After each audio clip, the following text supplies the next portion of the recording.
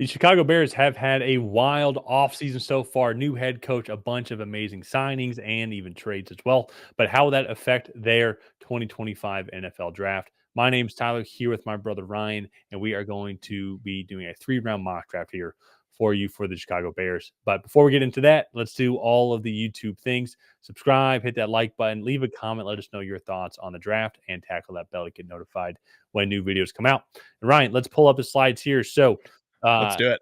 Bears have gotten Grady Jarrett from free agency as well. They have a new head coach. They've made a bunch of other moves also as well. One thing I think they haven't really done too much of, and they're going to get a great player here as well, is going to be Mike Green, edge rusher out of Marshall, one of the biggest riders, I would say, of this offseason so far.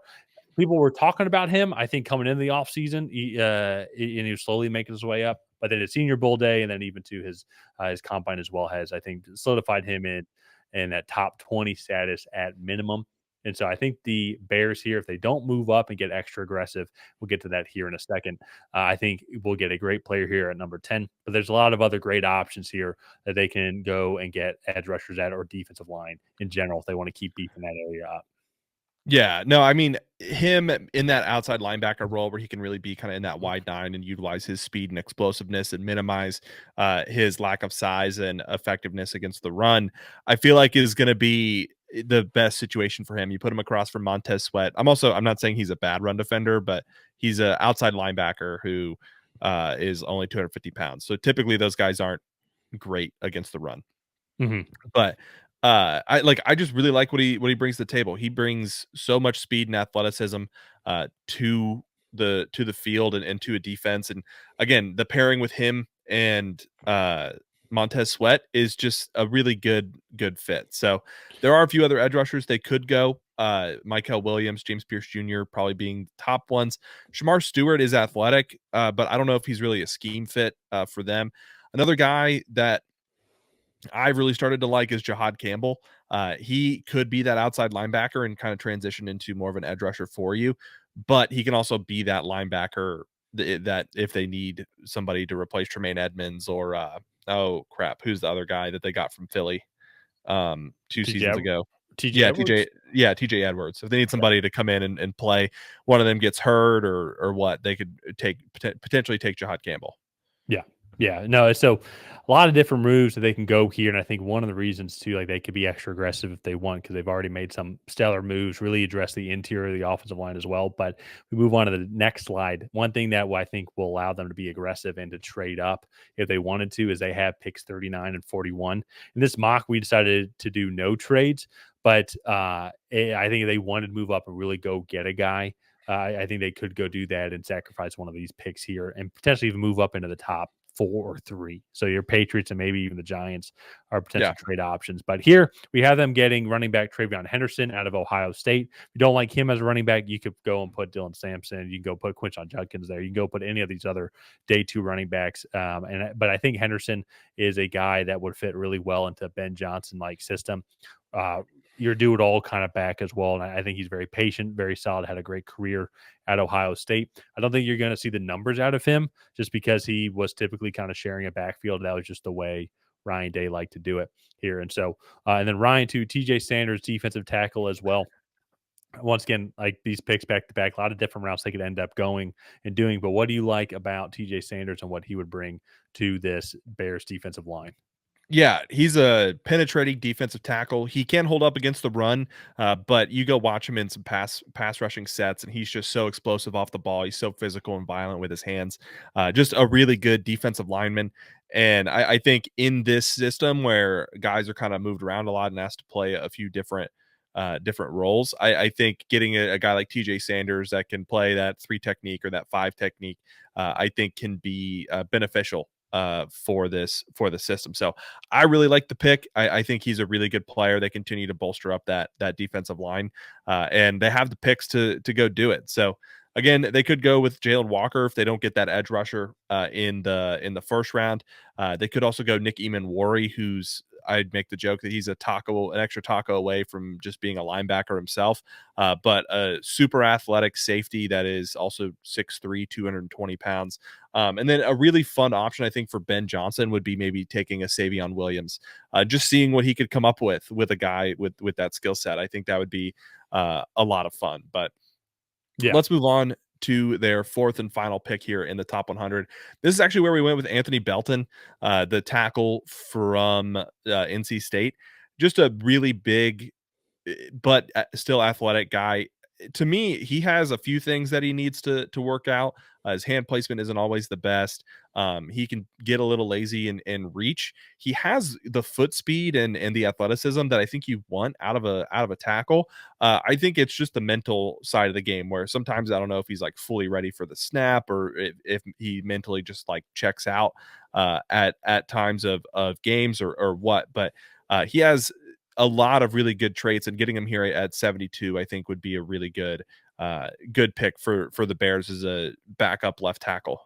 Yeah, yeah, and it's gotta be interesting then too as well because they've invested in the tackle position the past 3 drafts. You know, Braxton Jones in 22, in the 5th round, Darnell Wright in the 1st round in 23, and Mhm. then even Karen Amegdaje as well. So I think this would be an interesting one here too, a guy that can go and develop. Braxton Jones coming into a contract year as well. Can get some more information on him if they want to move on from him also.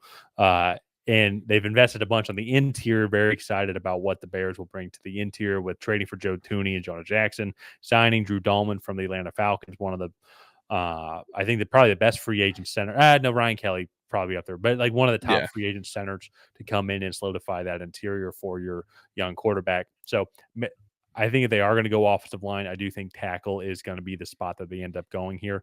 But it's going to be interesting to see how they end up approaching this draft because they have spent so much on the trenches already on the offensive line of the side, even to going and getting Grady Jarrett. That's a pretty big addition as well.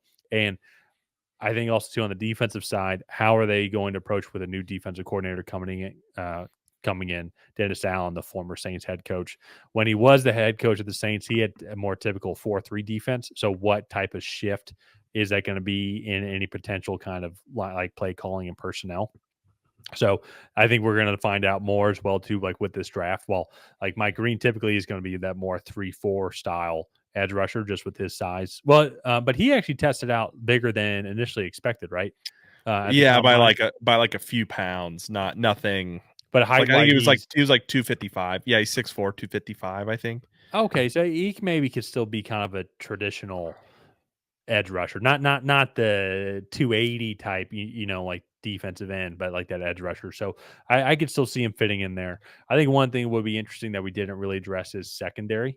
And I like the talent in the secondary room, and I said that even last year too with the Bears. Is like I think the talent on the defensive side of the ball is really good. I think they just had poor coaching. So how are they going to want to continue to improve that secondary room, which is fairly young outside of Kevin Baird? It's still a fairly young secondary room as well. So I think Ben Johnson, Dennis Allen are coming in with a very unique situation where they talent on the roster for a team who went 4-5-12. I think was a record. It's just very poor. Is above average, and I think we could see the Bears take a really giant step forward in contending in this NFC North, maybe even making a big playoff push if they hit this draft out of the park. Yeah. No, I mean, they could really go from worst to first. I'm excited for this team because I really think with the changes that they made, Caleb Williams could take just a massive step forward. And so I would love to see this division just become even more competitive Yeah, than it already is. So I did look it up. Mike Green he came in at 6'3", 251. So kind of about the same as to what people thought. But yeah, he yeah, could probably be a weak side defender, like yeah, defensive end, yeah. maybe in like a standing position. But It's just going to depend on like typically Dennis Allen has like that. If I'm remembering correctly from the Saints, like that 4-3 defense. It's that's kind of one of the things too. Like when looking at future mocks, then as well is how is he like how is that going to impact their decision? Are they going to go more for Nick Scorton, Shamar Stewart type guy? if they want to go Yeah. with an edge rusher, a much bigger, more traditional defensive end. So it'll be interesting to see how they approach this draft, how they approach that position, as well as the also, I guess, the tackles as well too, if that's something they want to touch on in the first 100 picks. Yeah, but we'll have to wait and see. I think that the Bears are in a good spot going forward, and they definitely have made a lot of improvements coming out of 2024. But let's go ahead. Let's wrap up this video here. If you guys have not already, please go ahead and like and subscribe. That is the best way to help out the channel. While you're down there, leave a comment on what you thought of this Bears 3-round mock draft. Did you love it? Did you hate it? What would you have done differently? And then that we'll see you guys next time.